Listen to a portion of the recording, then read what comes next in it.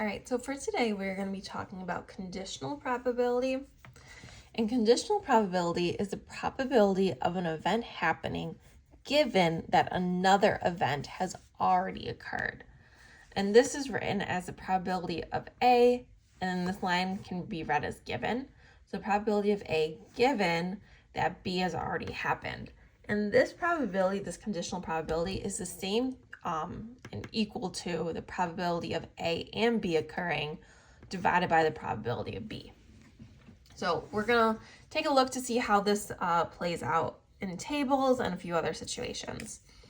So for example 1, it says 200 people were surveyed about whether they were satisfied or not with a meal or dessert in a restaurant. Their responses are summarized in the table below. So we have satisfied, dissatisfied, our meals, desserts, and then our total columns. Find the probability that the person was satisfied given that the person had a meal. So when you see this given, that means anything after it is going to be my denominator.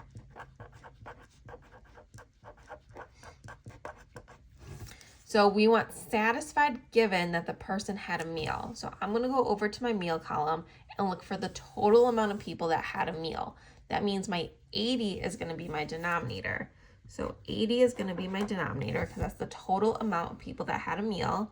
So people that had a meal.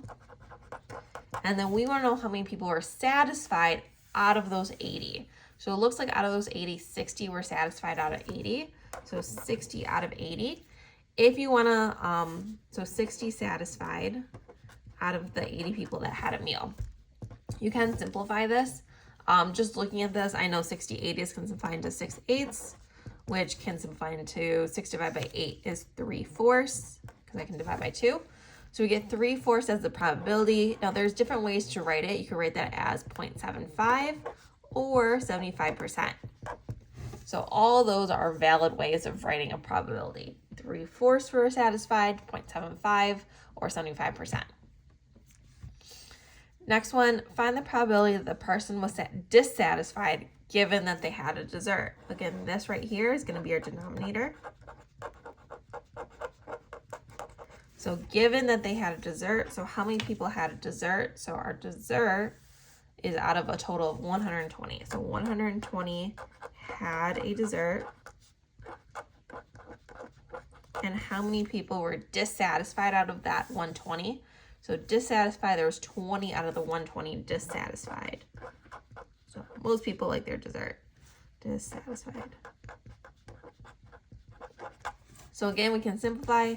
20 over 120 can simplify into 2/12, which can simplify into 1/6.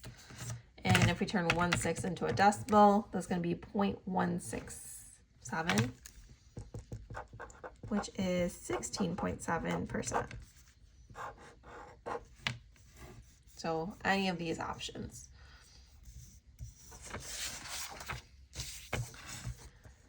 Next one, a group of people at the zoo were asked whether they liked observing tigers or monkeys more and whether they preferred to visit the zoo on weekdays or weekends. The results of the surveys are below.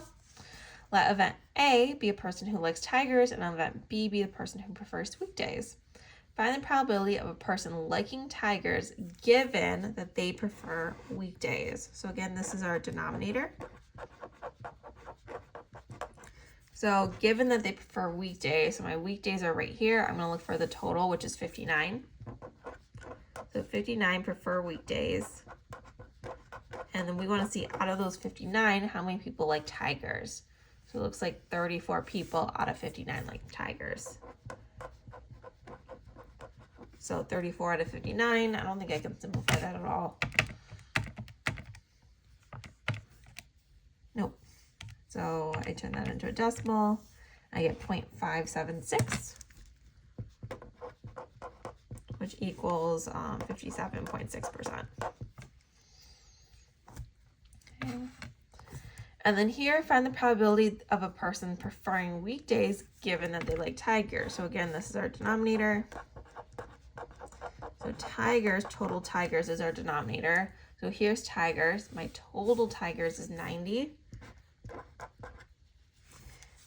And so this was my total.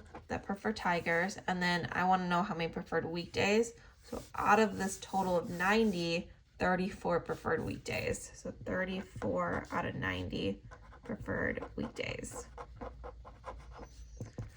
And I could probably divide by 2, so I get 17 out of 45.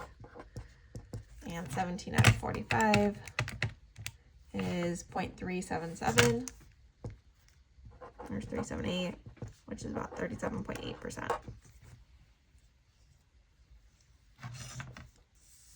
Okay, and then for this one, the Venn diagram represents the results of the experiment of rolling 2 fair 6-sided number cubes and adding the sum of the 2 rolls. Consider event A as the sum is odd. So this is sum is odd. And event B as sum is 6 or greater. Sum 6 or greater.